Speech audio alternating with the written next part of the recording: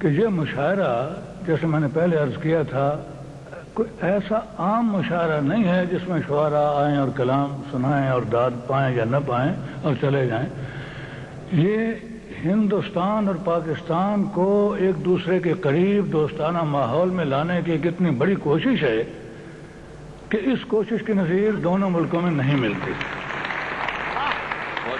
میں نے پہلے بھی عرض کیا تھا کہ یہ یونیکیرین انٹرنیشنل کا یہ مشاعرہ کئی باتیں میں نے عرض کی تھیں، تو ایک بات میں کہنا بھول گیا تھا کہ جب پاکستان کے شاعر کا جشن ہوتا ہے تو ہندوستان کے شاعر کو صدارت کے لیے کہا جاتا ہے، جب ہندوستان کے شاعر کا جشن ہوتا ہے تو پاکستان کے شاعر کو.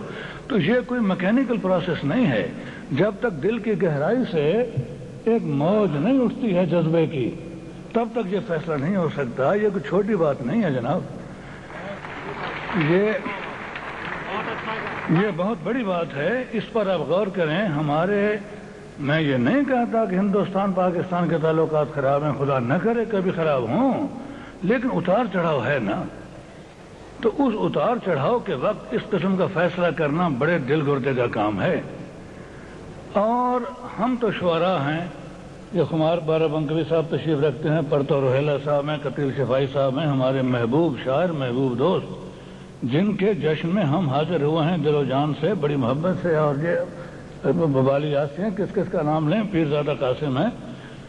ہم تو شعراء ہیں، ہم تو جو سوچتے ہیں وہ لکھتے ہیں، لیکن ہمارے لکھنے کا کچھ اثر ہوتا ہے یا نہیں ہوتا. سنیل دت صاحب، آپ تو عملی دنیا میں بھی، فلم کی بھی بات میں نے، فلم تو دنیا جانتی ہے، میں فلم کی بات نہیں کر.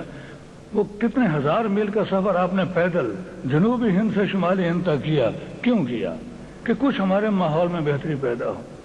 میں نہیں سمجھتا 47 میں ملک آزاد ہوئے دو، تب میں لڑکا تھا، اب میرے بال سفید ہو گئے، ہم جہاں تھے وہیں ہیں، شاید کچھ پیچھے ہی گئے ہیں، آگے تو نہیں بڑھے.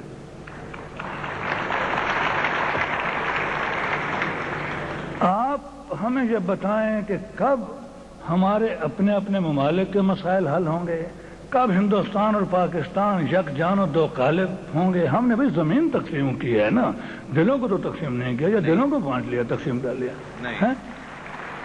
سیاست نے جو کھینچی ہیں حدیں قائم رہیں بے شک. سیاست نے جو کھینچی ہیں حدیں قائم رہیں بے شک. دلوں کی حد فاصل کو مٹا دینے کا وقت آیا. کیا کہنے. لیکن دلوں میں شاعروں ادیبوں کا اب یہ نقشہ دیکھیے صاحب. ہمارا عزیز محبوب دوست، اس کی یاد میں کہاں کہاں سے شعراء ہندوستان سے آئے ہیں، کہاں بارہ بنکی، کہاں یہ دبئی. کوئی دلوں میں بات تھی تب ہیں، یا شعر پڑھنے کے لیے اور داد لینے کے لیے آئے ہیں. یہ بات سیاست میں، سنیل صاحب آپ تو سیاست میں بھی ہیں، خدا کے لیے ہمیں بتائیے کب ہمارے دن پھریں گے. میں اب اور کیا کہوں، میں اپنا کلام پیش کرتا ہوں. انتہائی مایوسی کے عالم میں 27 برس کا تھا جب ملک تقسیم ہوا، اور آپ کے بھی علم میں ہے، کتابوں میں بھی آ گیا ہے کہ پاکستان کو میں چھوڑنا نہیں چاہتا تھا، لاہور کو. پہلا ترانہ پاکستان کا جو 14 اگست 1947 کو رات کے 12 بجے نشر ہونا شروع ہوا، اس وقت کا تھا. کیا کہیں. اور میرے دوستوں نے مجھے دھکے دے کے مجبور کر کے نکالا کہ ہم تمہاری حفاظت نہیں کر سکتے. میں ہندوستان آیا، دلی پھر چلا گیا، پھر نکالا. اللہ کو پیارے ہو گئے وہ دوست، یہ کہہ کے کہ ہمیں وہاں جواب دینا ہوگا، ہم تمہاری حفاظت نہیں کر سکتے. حالات تو اس وقت سے لے کے آج تک 27-28 برس کا میں تھا یا نہیں تھا، 26-27، آج میرے بال سفید ہو گئے.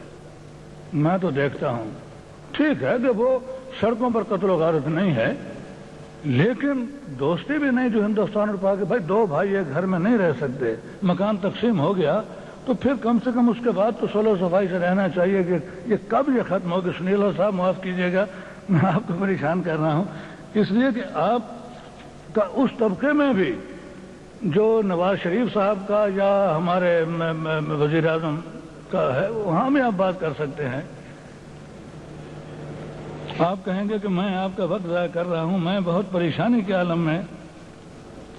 بہر طور اب غزل سنیے جناب.